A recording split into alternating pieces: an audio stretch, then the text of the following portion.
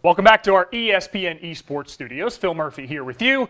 As the Overwatch League season moves on, so too do our power rankings. And to help discuss those, we welcome in Emily Rand from our West Coast studios to get the scoop on what's changed, or more accurately, Emily, what hasn't.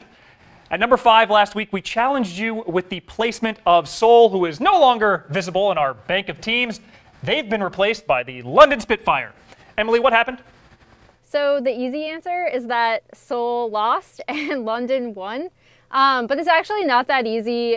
In power rankings, we typically tend to go towards who has won more recently, rather than like a definitive, this team is definitely better than this team.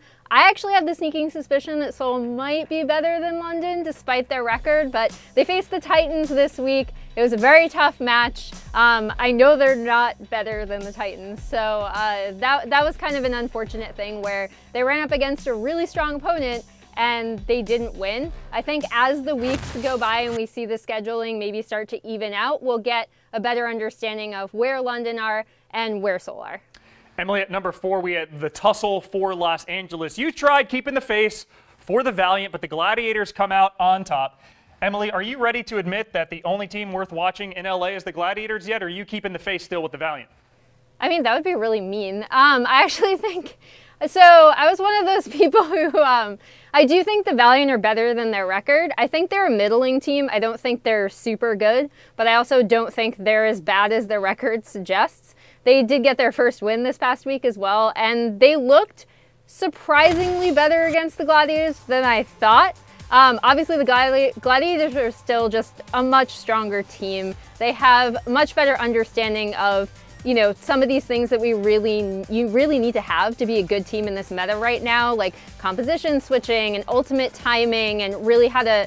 You saw them against the Valiant. They just knew how to stack their ults better and combine them together a lot better than the Valiant did. So right now, they're definitely the stronger team in LA. Emily, at number 3, we have NYXL for the second week in a row. They took out Washington and Florida Mayhem, both by 4-0 counts. All due respect, not terribly impressive given the caliber of competition, but what is impressive is Meko, their tank, who leads the team in eliminations per 10 minutes. Break down his play for us a little bit.